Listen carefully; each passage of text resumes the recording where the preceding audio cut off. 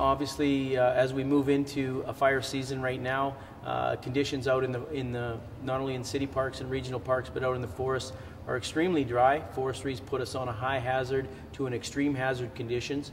And we want to talk a little bit about what Kelowna residents can do to create defendable space in their areas. And the Fire Smart program, which the Kelowna Fire Department is a big proponent of, really helps people address fire safety in their own property, on their own yard, within their own strata councils. Certainly for the large property owners, it helps them identify issues that they can do to create defendable space in their own house.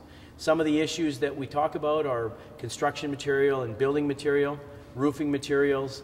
The city has worked very proactively with the fire department and the building folks to be able to put covenants in place so developers are building subdivisions that are in interface areas that have safe access and egress. Again, we're asking for the public to be involved and informed when it comes to fire smart materials for roofing, for siding. Landscaping materials, not using bark mulch.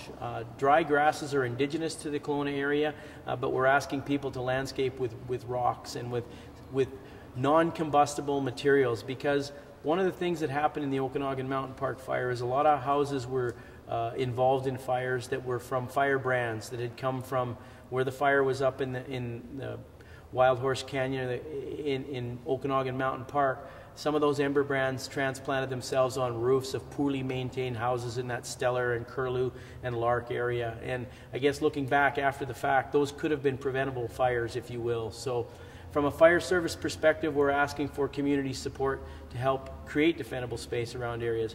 Beetle kill is another issue that's definitely impacting not only the Okanagan Valley, certainly it's more severe in Kamloops in the northern areas, Prince George area, but it is coming, and we're asking people to be vigilant.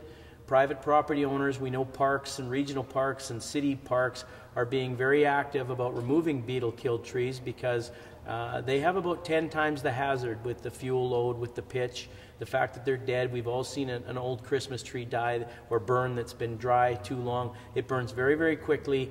It gets to be a large-scale fire very, very quickly as well. So the Fire Smart program speaks to all of that.